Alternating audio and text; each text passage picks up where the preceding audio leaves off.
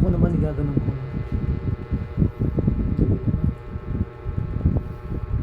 Ten times eh.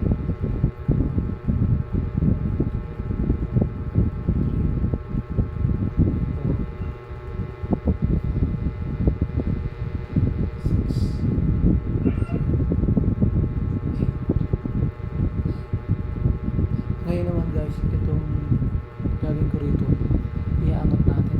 Ay, naiangat ko ng konti para mabaluktot ko yung tuhod. Tingnan natin. 10 times eh. 1, 2, 3,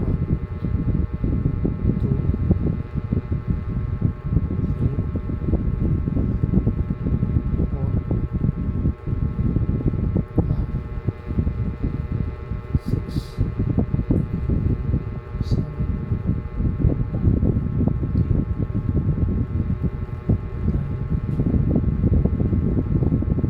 9. So ito iaangat ko to.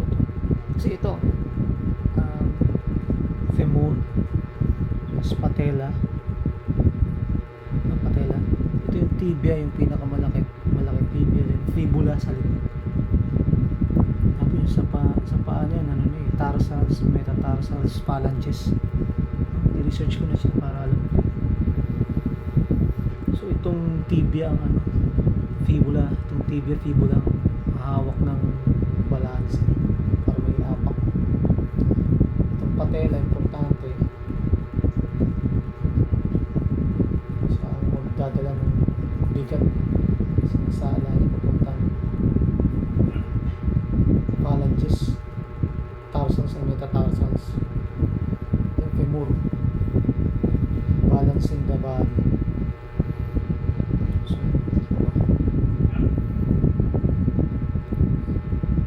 So kailangan ko ito.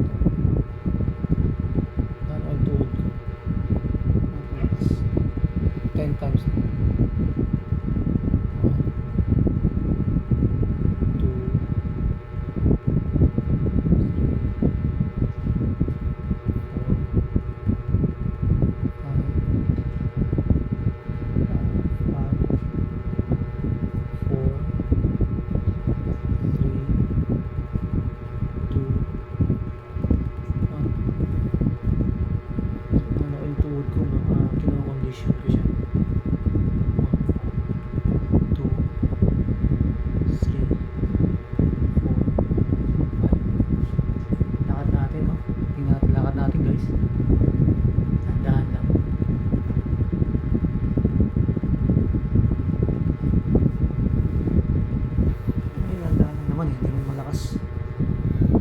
balikan lang.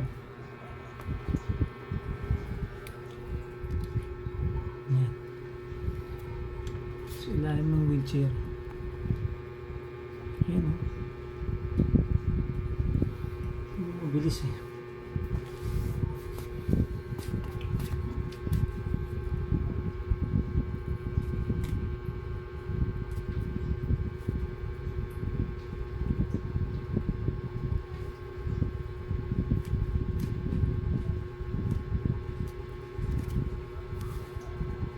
Buti lang.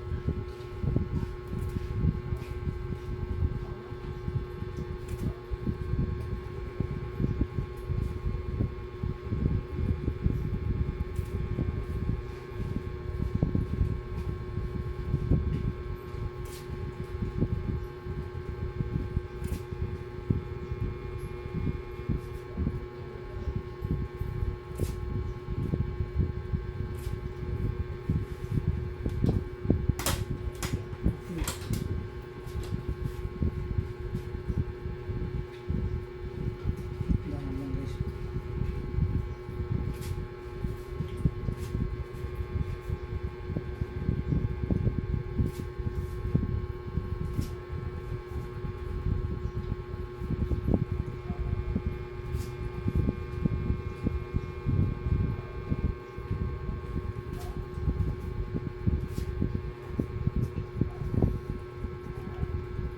Patella and tibia and fibula.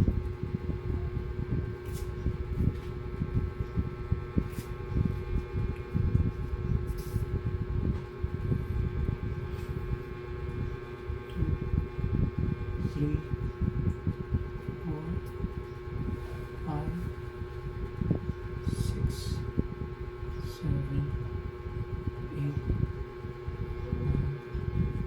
10.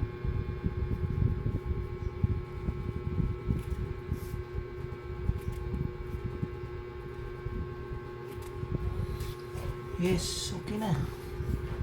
Thank you God, thank you. Alright. Okay, so nakapag-therapy na tayo guys. And unti-unti na tayo makakalakad na ito. No? Kunting-kunti na lang. So actually, nagte-therapy lang ako tuwing umaga, no? After morning, hindi ko na siya nilalakad kasi pinagpapahinga ko siya. Kailangan ma-maintain yung ability na makalakad, no? So naikalakad ko naman siya ngayon, hindi ko na siya ilalakad, ipapahinga ko, i-rest ko naman siya maghapon, bukas ulit ng umaga if kaya, no? Kasi nung time nung una nilakad ko siya, sumakit siya dito, siguro yung sa loob ng stapler medyo na pero tama lang para ma-practice, no? So yun, so okay, so guys, abangan nyo yung podcast ko, mag-podcast tayo ulit, yung maganda na. And please subscribe, watch, like, share, and comment. And abangan nyo ako, makakalakad na tayo ito. Hanggang sa labas tayo, magbablog tayo sa labas. Okay, so please subscribe to Pinoy Vlogger 47, Biyaheng Halimaw, and God bless us all. Bye guys.